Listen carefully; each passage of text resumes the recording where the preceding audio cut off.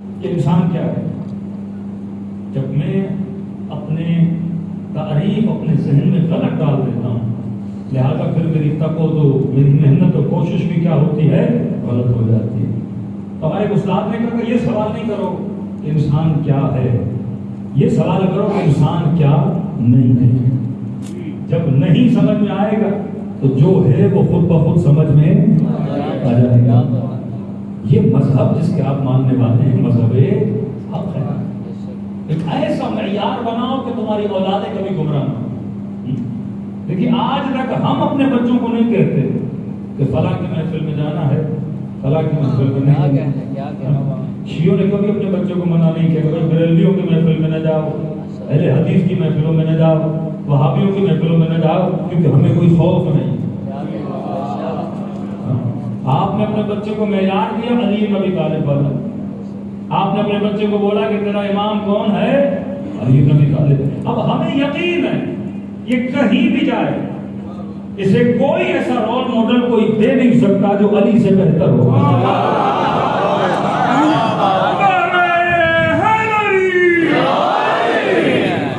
یقین کی منزل پر ہے نا۔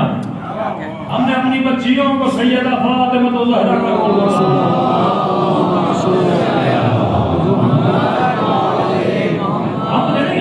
ماڈل دیے، ہم نے صرف اس کو صحیح جگہ پہ لا کے بٹھا دیا۔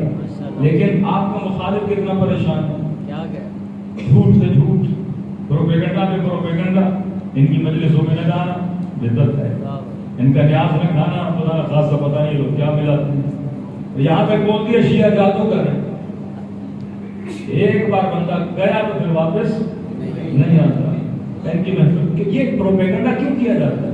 پرانے زمانے سے ایون یہ بھی نہیں کہ مجلس میں نہیں جانا، ان کے گھروں کی قریب سے بھی نہ گزرنا، ان کی امام بارگاہوں کے قریب سے بھی نہ گزرنا۔ تو بھائی کیوں؟ اوپر علم لگا ہے، سایہ پڑے گا نکاح ٹوٹ جائے گا۔ کتنا ڈرایا گیا نسلوں کو، اور کئی ایسے بیچارے تھے جن کے نکاح ٹوٹ گئے۔ بھائی بات ان کے مولویوں کا ہوا، ہمارے یقین تین طلاقوں کے بعد حلال ان کا پہلی کے بعد کیوں جاتا ہے؟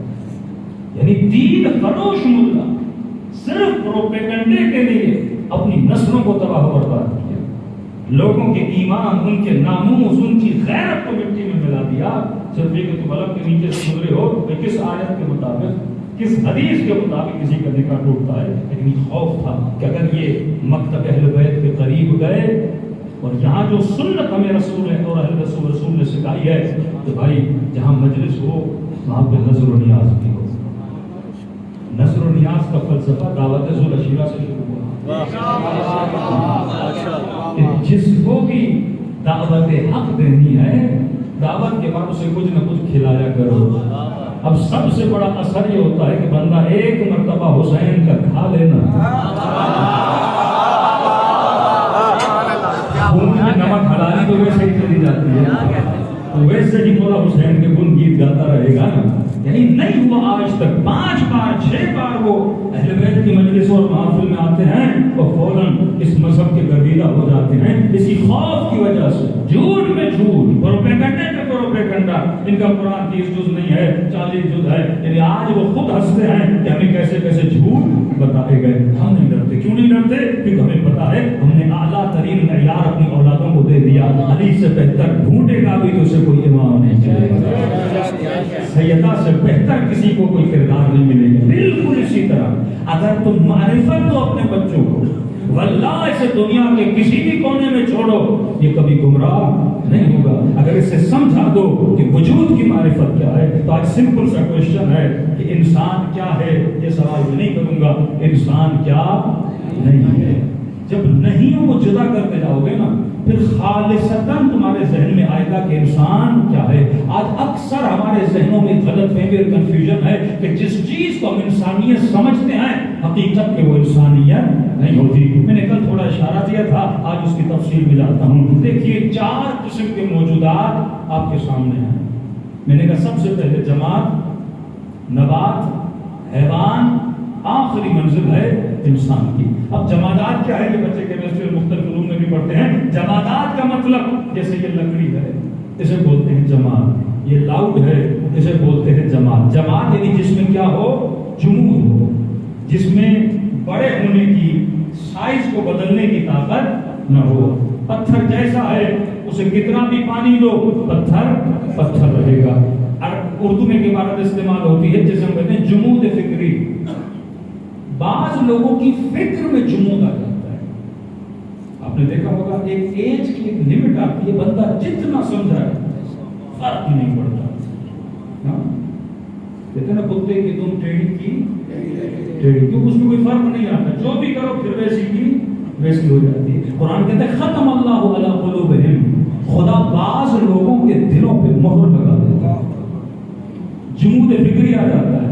اب اسے جتنی آیتیں سناؤ، جتنی حدیثیں سناؤ، بندہ ٹس سے مس نہیں ہوتا، کیونکہ فکر میں کیا آ جاتا ہے؟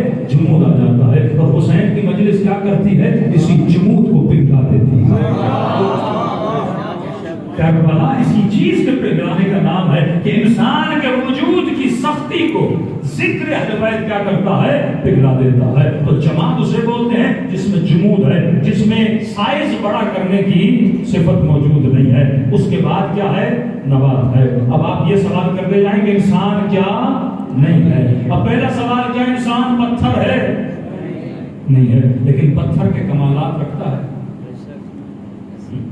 پتھر نہیں ہے، پر جو صفات پتھر کے اندر ہیں وہ انسان کے اندر موجود ہیں. مثلا آپ کی ہڈی پتھر کی طرح سخت ہے، آپ کے وجود کے کئی چیزیں جو ہیں وہ پتھر کی طرح سخت ہیں. پتھر نہیں ہے پر پتھر والی سختی ضرور موجود ہے. پتھر نہیں ہے پر پتھر کے کمالات کو رکھتا ہے. دوسری چیز ہے نبات، جو ایک درجہ پتھر سے ترقی یافتہ ہے. پتھر بڑا نہیں ہوتا لیکن پودا چھوٹا ہوتا ہے، دانا چھوٹا ہوتا ہے. آپ نے زمین میں ڈالا وہ کیا ہو جاتا ہے؟ بڑا ہو جاتا ہے. اسے نبات کہتے ہیں. اب سوال یہ ہے کہ کیا انسان نبات ہے؟ کیا انسان درخت ہے؟ آپ کہیں گے نہیں، لیکن درخت کے جتنے کمالات ہیں کیا وہ انسان کے اندر ہیں؟ آپ کے ناخن کاٹتے ہو نبات کی طرح بڑے ہوتے ہیں، آپ بال کاٹتے ہو نبات کی طرح بڑے ہوتے ہیں، آپ کا قد درخت کی طرح کیا ہوتا ہے؟ بڑا ہوتا ہے. جب نہیں سمجھ میں آئے گا تو جو ہے سمجھ میں آ جائے گا. تو کبھی یہ نہیں کہنا کہ میں اس لیے انسان ہوں کیونکہ میرا قد بڑا ہوتا ہے. تیرا قد بڑا ہوتا ہے کیونکہ تو نبات ہے. یہ قد کا بڑا ہونا یہ درخت کی صفت ہے، انسان کی صفت نہیں ہے. ہڈی کا سخت ہونا یہ صفت انسانی نہیں ہے، صفت پتھر ہے. تیسری چیز، کیا انسان حیوان ہے؟ شک ہے آپ کو کیا انسان حیوان ہے؟ لیکن کیا کمالات حیوانی کا عامل ہے؟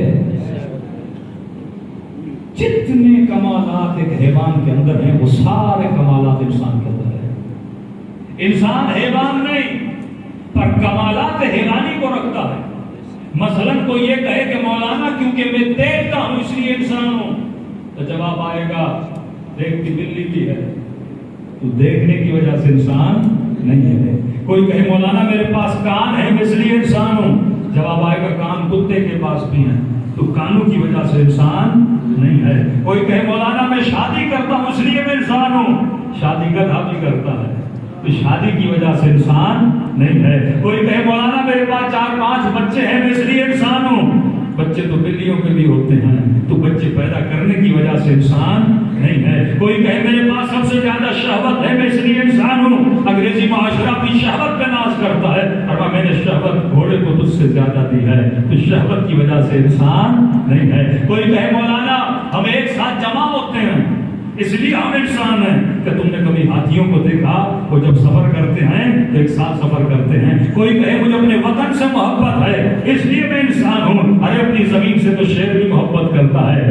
جنگل سے تو شیر بھی محبت کرتا ہے. کوئی کہے میں اس لیے انسان ہوں کیونکہ میں اپنے ہمنوں یعنی انسان کی مدد کرتا ہے اس لیے میں انسان ہوں. کبھی بندروں کو دیکھا کرو، بندر بھی بندر کی مدد کرتا ہے، شیر بھی شیر کی مدد کرتا ہے، ہرن بھی ہرن کی مدد کرتی ہے. کوئی کہ مولانا میں اس لیے انسان ہوں کیونکہ میں اپنے بچے کو دودھ پلاتی ہوں، ارے دودھ تو بلیاں میں اپنے بچے کو پلاتی ہے، تو اس وجہ سے انسان نہیں ہے. شاید کوئی کہے مولانا میں نے اپنے بچے کو ڈاکٹر بنا دیا، انجینئر بنا دیا، میں نے پڑھا لکھا دیا اس لیے میں انسان ہوں. تم نے بچے کو پڑھایا کیوں؟ تاکہ وہ ہنر سیکھے. ہنر کیوں سیکھے؟ تاکہ دنیا میں سروائیو کر سکے، کما سکے، کبھی بھوکا نہ مرے. تو انسان اگر تو نے اپنے بچے کو ہنر سکھایا تو شیر بھی تو اپنے بچے کو شکار سکھاتا ہے، کبوتر بھی اپنے بچے کو پرواز سکھاتا ہے، بلیاں بھی اپنے بچے کو شکار سکھاتی ہے۔ تو بچوں کو ہنر سکھانا یہ کمال انسانی نہیں ہے، یہ کمال حیوانی ہے۔ یعنی کھانا پینا، شادی کرنا، بچوں کا پیدا کرنا، ہنر سیکھنا، صبح سے شام تک محنت کرنا، 2 ٹکڑے روٹی کے لیے کما کر گھر میں لانا،